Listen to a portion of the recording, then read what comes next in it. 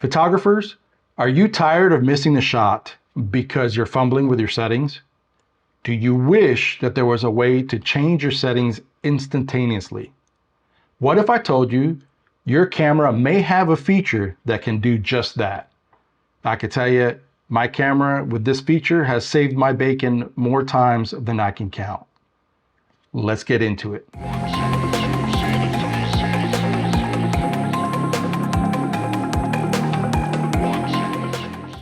All right, everyone, welcome back. If this is your first time to the channel, welcome. My hope is that I can help you become a better photographer. Disclaimer, not every camera is going to have this feature. I would highly recommend that you go into your manual or research on YouTube of your particular camera to see if this feature is available. Other disclaimer is that as I show you, I'm going to demo on a Sony a7R III, and the menu system and how actually to use this feature could be different from your camera. So once again, just kind of do a little bit of research to see how this feature is used on your camera if you have it. So with that said, what is the feature that has actually saved my bacon more times than I can count? It is the memory recall. Yep, that's it, memory recall. You can instantly change your settings from one to another depending on how you save it into the memory. So for instance, I do nature and wildlife. So as I'm out taking pictures of landscapes, it's going to have a very slow shutter speed, pretty wide aperture so I can get everything in focus, and typically about 100 ISO or so depending on the exposure. However, I usually am near some kind of body of water where there are osprey or eagles fishing in that lake or pond or whatever. And I love to catch them fishing. So how do I change my settings so I have a fast enough shutter speed and I'm able to focus and get the shot how I envision it? All I do is change my settings. So I have it set on mine to memory recall 2. I'm gonna show you a little snippet right here to show you what my 7R3 looks like in the memory recall section. So as you can see in this section here, it's got 1, 2, and 3. So I'm able to have 3 different settings saved into the camera. So on memory recall 2 is where I have all my fast action settings. So let's go in here real quick.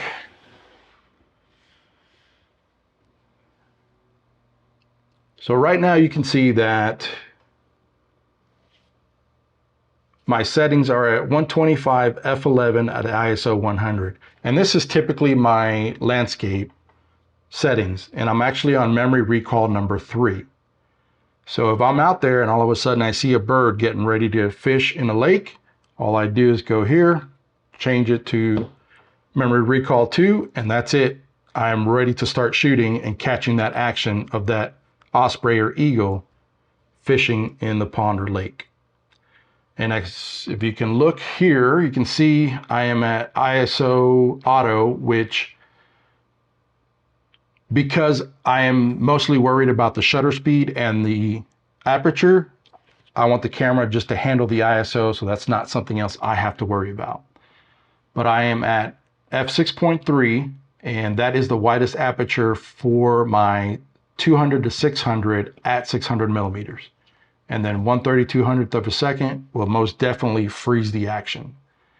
And on the top left, you can see where it's got high plus, and that just says that I have my drive mode set to continuous at a high rate of speed, which for this camera, it is 10 frames per second. It's not blazing. This is not meant to be a wildlife camera. That's what the Sony A1 is for, or the A9. Those are more of the wildlife / sports fast moving events, because those will go up to, I believe, 20 or 30 frames per second. But going down, you can see where it says AFC. So my autofocus is on continuous. That way it's locked on whatever my subject is, and it continues to track the focus with them. Then on the bottom, that is the zone I have set up. So basically right across the middle from left to right, that's where my autofocus points are going to be active. Underneath that, I have the autofocus on. That's actually for eye autofocus. And the A7R3 has a human and animal component. On this one, I have set up for eye autofocus on animals. So as you can see, you can have all the settings you need and then save them from one to another. For instance, wedding photographers, you have to be indoors and outdoors. Well, the two exposures are very, very different. You have a darker exposure inside, and then you have a much brighter outside. Well, instead of having to fumble with your settings, set memory recall 1 to be indoor shooting, where you have kind of a slower shutter speed, a wider aperture, whatever you need for more light to come in. And then when you're outside, you can set up memory recall 2 to be a higher shutter speed. And maybe if you want that buttery smooth background, you obviously still need a a wide aperture. And then you can set your ISO as low as possible to compensate. So that is the beauty of this memory recall. You can change your settings instantaneously. Okay, how do we actually input into memory? So the caveat is that you have to do all this ahead of time. So if we look here, the way I did it, or the way it's done, is you actually have to go through and change your settings one at a time. So if I put my camera on manual mode, right now my settings are 1/80th of a second at f8 ISO 100. And then on top of that, if we go to the tab, you can see my file format is RAW. It's uncompressed, so it's the biggest image possible capture. Then aspect ratio 3 to 2 or 16 to 9 is the only two that this camera allows. The 3 to 2 is your basic form of capture. The 16 by 9 is more for video. So when you are putting it on a TV or a computer screen, it'll actually fit the entire screen versus just a small box and then you have black bars on either side. So we continue on. So we'll go to functions. So this is the quick menu system for the Sony. As you can see right here, I have set up at a single shot, single capture, autofocus continuous, auto white balance. This is the focus area, and this is the wide area, so it'll cover the entire screen. ISO 100, then the metering mode.